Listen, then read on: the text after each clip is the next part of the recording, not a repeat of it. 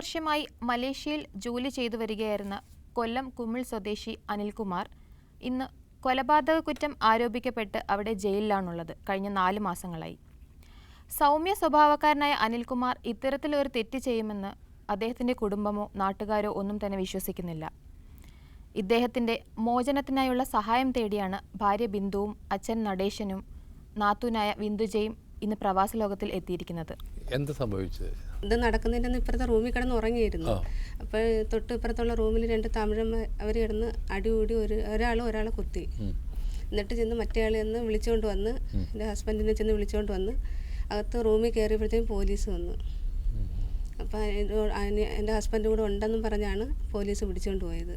പിന്നീട് നമ്മളൊന്നും അറിഞ്ഞില്ല, ചേച്ചി വിളിച്ചതും ഒന്നും ഇല്ലായിരുന്നു. അതിനുശേഷം കുറച്ച് നാളത്തേക്ക് ഒരു വിളിയോ കാര്യങ്ങളോ കോണ്ടാക്ട് ചെയ്യാനൊന്നും പറ്റുന്നില്ല. അങ്ങനെ നമ്മൾ MPക്ക് ഒരു പരാതി കൊടുത്തായിരുന്നു കൊല്ലത്ത്.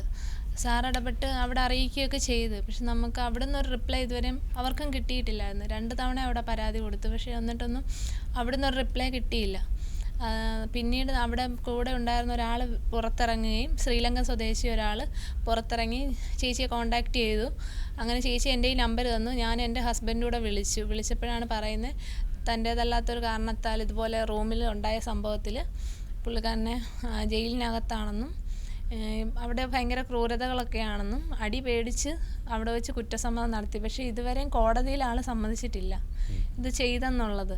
പക്ഷേ അടിയും പേടിച്ചിട്ട് പോലീസ് സ്റ്റേഷനിൽ സമ്മതിച്ചെന്ന്. അപ്പോൾ ഈ കൂടെ ഉണ്ടായിരുന്ന ആൾ ഇത്തിരി പൈസയുള്ള ആളാണ്. അപ്പം പുള്ളിക്കാരൻ ഇദ്ദേഹത്തിൻ്റെ തലയിലോട്ടാക്കാൻ വേണ്ടിയിട്ടാണ്. ഒന്നാമത്തെ കാര്യം പാസ്പോർട്ട് എക്സ്പയർ ആയി കിടക്കുക. അപ്പോൾ നമുക്ക് അവിടുന്ന് തിരിച്ചൊന്നും ചെയ്യാനും പറ്റത്തില്ല. ഇതുവരെ എന്താ ഏതാണെന്നൊന്നും അറിയത്തില്ലായിരുന്നു. പിന്നെ നമ്മൾ കളക്ടർക്ക് പരാതി കൊടുത്തു. പിന്നെ അതും അവിടുന്ന് ഒരു കോളുകളൊന്നും വന്നില്ല ഇതുവരെ.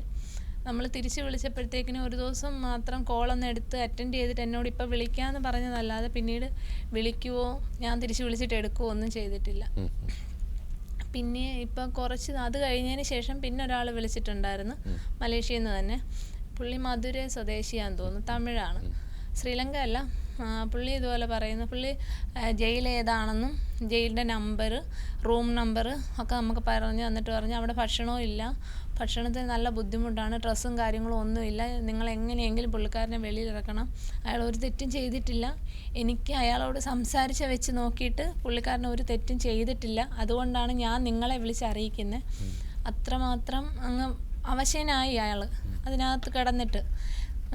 അയാൾക്ക് ആളെ കണ്ടപ്പോൾ അയാളുടെ അച്ഛനായിട്ട് തോന്നി. പ്രായക്കുറവുള്ള മനുഷ്യനാണ്, പക്ഷേ അത്രമാത്രം അതിൽ കിടന്നിട്ട് ആളങ്ങ് വല്ലാണ്ടായിപ്പോയി.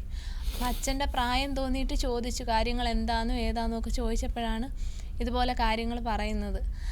ഇങ്ങനെയാണെന്നും റൂമിൽ നിന്ന് വന്ന് പോലീസ് വന്ന് പിടിച്ചുകൊണ്ട് വന്നതാണെന്നും ഇപ്പോൾ പുള്ളിക്കാരൻ്റെ തലയിലോട്ട് ഇതാക്കാൻ വേണ്ടിയിട്ടുള്ള ശ്രമമാണെന്നും അന്നിട്ട വേഷത്തിൽ തന്നെ ആ ജയിലിനകത്ത് കഴിയുകയാണ്. ഇതുവരെ ഡ്രസ്സോ കാര്യങ്ങളോ ഭക്ഷണം പോലും അങ്ങനെ ഇങ്ങനെ ഇല്ലെന്നാണ് പറയുന്നത്. അപ്പോൾ ഇതിനായിട്ട് നമുക്ക് എന്തെങ്കിലും ചെയ്യാൻ പറ്റുമോ എന്നറിയാനായിട്ടാണ് ഞാനാണ് എല്ലാ കാര്യത്തിനും കൂടെ പോകുന്നത്. അങ്ങനെയാണ് ഇതിൽ വന്നത്. മക്കളുണ്ടോ? മക്കൾ 2 പേരുണ്ട്. അവിടുത്തെ എംബസിക്ക് അറിയോ? അത് ഒന്നും അറിയത്തില്ല. ഇവിടെ അവിടുത്തെ എംബസി അറിയിച്ചിട്ടില്ലേ? നമ്മളെ മലേഷ്യൻ എംബസി അറിയിക്കണ്ടേ? ഇവിടെ MPക്ക് കൊടുത്തപ്പോൾ അവരവിടുന്ന് അറിയിച്ചോളൂ എന്നാണ് പറഞ്ഞേക്കുന്നത്. ആര്? MPയുടെ ഓഫീസിൽ നിന്ന് കൊല്ലത്ത്. അതുപോലെ നിങ്ങളൊരു കത്തയക്കണം. നിങ്ങൾ നേരിട്ടിട്ട് ഈ ആളുടെ പാസ്പോർട്ട് ഡീറ്റെയിൽസ് ഒക്കെ കാട്ടിയിട്ട് പാസ്പോർട്ട് അപ്പോൾ എക്സ്പയർ ആയിക്കോട്ടെ, ഇയാൾക്കൊരു പാസ്പോർട്ട് ഉണ്ടല്ലോ, അങ്ങനെയല്ല ഐഡൻറ്റിഫൈ ചെയ്യാൻ പറ്റുള്ളൂ. പാസ്പോർട്ട് എക്സ്പയർ ആയത് പ്രശ്നമല്ല. അയാൾക്കൊരു ഇന്ത്യൻ സിറ്റിസൺ ആണെന്ന് തെളിയിക്കാനുള്ളത് ഈ പാസ്പോർട്ടാണ്. ഈ പാസ്പോർട്ട് ഇയാളെ ജയിൽ നമ്പറൊക്കെ തന്നിട്ടുണ്ടല്ലോ, അതൊക്കെ കാണിച്ചിട്ട് ഇയാളൂടെ കിടക്കുന്നുണ്ട്, ഞങ്ങൾ കേട്ടത് ഇങ്ങനെയാണ്, അദ്ദേഹം അങ്ങനത്തെ ഒരു ഇതുള്ള ആളൊന്നുമല്ല എന്ന് പറഞ്ഞിട്ട് ഒരു കത്ത് കൊടുക്കണം. പിന്നെ അവിടെയുള്ള സംഘടനകളെപ്പോൾ ഞങ്ങൾ ഈ എപ്പിസോഡിലൂടെ തന്നെ അറിയിക്കും കാര്യങ്ങൾ. ഇപ്പോൾ നമ്മൾ സംസാരിക്കുന്നതൊക്കെ ഇത് നമ്മൾ ടെലിവിഷനിൽ കാണിക്കുമല്ലോ, അപ്പോൾ സ്വാഭാവികമായിട്ടും മലേഷ്യയിലുള്ള ആളുകൾ അറിയും. അപ്പോൾ നമുക്ക് എന്ത് ചെയ്യാൻ പറ്റുമെന്നുള്ളത് നോക്കാം എന്നുള്ളതാണ്. ഇതിപ്പോൾ ഒരു ചെറിയ അപകടം അയാൾ സമ്മതിക്കാൻ പാടുണ്ടായിരുന്നില്ല. അയാൾ ചെയ്യാത്തൊരു കുറ്റം അയാൾ ഏറ്റെടുക്കാൻ പാടുണ്ടായിരുന്നില്ല. അത് വലിയ അപകടമായിപ്പോയി. അതാണ് ഇപ്പോൾ പറ്റിയ ഏറ്റവും വലിയ അപകടം. അച്ഛനും വല്ലതും പറയണ്ടോ? ഞാൻ പോയിട്ട് 5-6 കൊല്ലമായി. ഇതൊക്കെ അറിയാൻ വയ്യ. ഇപ്പോൾ ഒരു 6 മാസമായി ഒരു സംഭവം നടന്നു. ഞാനും തള്ളിയും കിടന്ന് ഉയരരിഞ്ഞ് ചാവാറാണ്. ആൾക്കാർക്ക് ആയിരിക്കും ഞങ്ങൾ ഒന്നും ചെയ്യുന്നില്ല, കാണുന്നില്ല, ഞങ്ങൾ എന്തിനു ചെയ്യാനൊക്കെ. ആ ഒരു സ്ഥലത്ത് ഞങ്ങൾ ഉയരിഞ്ഞ് ചാവുകയാണ്, ഒന്ന് കുടിക്കാൻ പോലും സാധിക്കില്ല, അങ്ങനെ കഴിയുന്ന ഒരു കൂട്ടത്തിലാണ്. അങ്ങനെ എപ്പോഴെങ്കിലും നാട്ടിൽ വന്ന് കണ്ടെങ്കിൽ ഉയിര് പോയാൽ കൊള്ളാമെന്നും പറഞ്ഞാണ് ഞങ്ങളുടെ ജീവിതം. എങ്ങനെയെങ്കിലും എൻ്റെ മോനെ നാട്ടിലെത്തിത്തരാനുള്ളൊരു വഴി കിട്ടിയെങ്കിൽ കൊള്ളായിരുന്നു.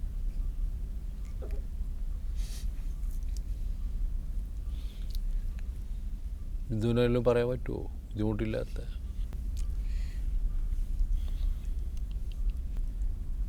കുട്ടികൾ എത്രല്ല പഠിക്കുന്നത്? മോൻ +2 കഴിഞ്ഞ്, മോളും +2 കഴിഞ്ഞിരിക്കുന്നു. 10-15 വർഷം കൊണ്ട് വാടകയ്ക്കാണ്. ഓ, വീടൊന്നും ഇല്ല, വീട് സ്ഥലമൊന്നും ഇല്ല, വാടകയ്ക്കാണ്. 15 വർഷത്തിൽ കൂടുതലായി ഇപ്പോഴും വാടകയ്ക്ക് തന്നെയാണ് താമസിക്കുന്നത്. അപ്പം അവിടെ ചെന്നപ്പോഴേ ഇങ്ങനെ ബിന്ദുവിന് ജോലി ഉണ്ടോ? ഇല്ല. ആൾക്ക് ഈയിടയ്ക്ക് ഒരു സർജറി കഴിഞ്ഞു. ഡിസ്കിന് കംപ്ലൈൻറ്റും ഒക്കെ, ജോലിക്ക് പോകാനൊന്നും പറ്റത്തില്ല. ആൺകുട്ടികളാണ്ടോ? ഒരു പെൺകുട്ടി. ആൺകുട്ടി. മലേഷ്യയിലെ പ്രവാസ ലോകം പ്രവർത്തകരാണ്. മലേഷ്യയിൽ നിന്ന് ധാരാളം കേസുകൾ ഞങ്ങളുടെ അടുത്തേക്ക് വരുന്നുണ്ട്. പ്രവാസത്തിൻ്റെ ആദ്യകാല ഭൂമികയിലൊന്നാണ് മലേഷ്യ, സിംഗപ്പൂരൊക്കെ. മലയാളി ആദ്യം കുടിയേറ്റം നടത്തുന്നത് ഇത്തരം സ്ഥലങ്ങളിലേക്കാണ്. അപ്പോൾ ഒരു പാരമ്പര്യമുള്ളതും ഒരുപാട് മലയാളികൾ അവിടെ പൗരന്മാരായിട്ട് ജീവിക്കുന്നുണ്ട്, അവിടെ ജീവിതം കരുപിടിപ്പിച്ചവരുണ്ട്, അവിടെ വന്ന് നാട്ടിൽ നിന്ന് പോയി തിരിച്ചു വന്ന് ഇവിടെ മരിച്ച ആളുകളുണ്ട്, ആയിരക്കണക്കിന് ആളുകളുണ്ട്. അങ്ങനെ കേരളവുമായിട്ട് വലിയ ബന്ധമുള്ള ഒരു നാടാണ് മലേഷ്യ. മലേഷ്യൻ ഗവൺമെൻറ്റിനും നമ്മളുമായിട്ടുള്ള ബന്ധവും നമ്മളുടെ പല അവിടുത്തെ ഭരണാധികാരികളും കേരളമായിട്ട് ബന്ധമുള്ള ആളുകളായിരുന്നു. ഒരു പ്രധാനമന്ത്രി തന്നെ മഞ്ചേരിയുമായിട്ട് ബന്ധമുള്ള ആളാണെന്ന് പറയുന്നത് കേട്ടിട്ടുണ്ട്. അപ്പോൾ അത്രയും മലയാളിത്തമുള്ള അല്ലെങ്കിൽ മലയാളിക്ക് അടുപ്പമുള്ളൊരു നാടാണ് മലേഷ്യ. പക്ഷെ അവിടെ നിയമങ്ങളുണ്ട്, അതിൻ്റേതായിട്ടുള്ളതുണ്ടാവും, കുറ്റകൃത്യങ്ങൾ ചെയ്താലുണ്ടാവും. അപ്പോൾ എനിക്ക് തോന്നിയത് ഇയാൾ എന്തിനാണ് സമ്മതിച്ചത് എന്നുള്ളത് വലിയ ചോദ്യചിഹ്നമാണ്. അത് സമ്മതിക്കേണ്ടിയിരുന്നില്ല, ചെയ്യാത്തൊരു കുറ്റം ഏറ്റുപറയേണ്ട കാര്യമേ ഉണ്ടായിരുന്നില്ല. സാധു ദാരിദ്ര്യം കൊണ്ടും പട്ടിണി കൊണ്ടുമായിരിക്കും അത് സമ്മതിച്ചിട്ടുണ്ടാവുക. അപ്പോൾ മലേഷ്യയിലെ പൊതുപ്രവർത്തകരോട് എനിക്ക് അഭ്യർത്ഥിക്കാനുള്ളത്, ഈ മനുഷ്യൻ്റെ നിരപരാധിത്വം നിങ്ങൾ മനസ്സിലാക്കണം. എന്താണ് അദ്ദേഹത്തെ യഥാർത്ഥത്തിൽ സത്യമുള്ളത് എന്നുള്ളത് മനസ്സിലാക്കി ആ സത്യം പുറത്തു കൊണ്ടുവരാൻ വേണ്ടിയിട്ട് നിങ്ങൾ ശ്രമിക്കണം എന്നുള്ളതാണ്. ഈ കുടുംബം 15 വർഷമായിട്ട് വാടക വീട്ടിൽ താമസിക്കുകയാണ്. ഈ സ്ത്രീക്ക് യാതൊരു ജോലിയില്ല, 2 മക്കൾ പഠിക്കുകയാണ്, ഒക്കെ +1 +2 ക്ലാസ്സുകളിലാണ്. വളരെ ബുദ്ധിമുട്ടിൽ ജീവിക്കുന്ന ഈ കുടുംബത്തെ എങ്ങനെയാണ് സഹായിക്കേണ്ടതെന്ന് യാതൊരു പിടുത്തവും എനിക്കില്ല. മലേഷ്യയിലെ പ്രവാസികളായിട്ടുള്ള മലയാളികളായിട്ടുള്ള എല്ലാവരോടുള്ള അഭ്യർത്ഥനയാണ്, ഈ കുടുംബത്തെ സഹായിക്കാവുന്നതിന് നിങ്ങൾ സഹായിക്കണം. ഇതെങ്ങനെയാണെന്ന് ഞാൻ ഇപ്പോൾ പറയുന്നില്ല.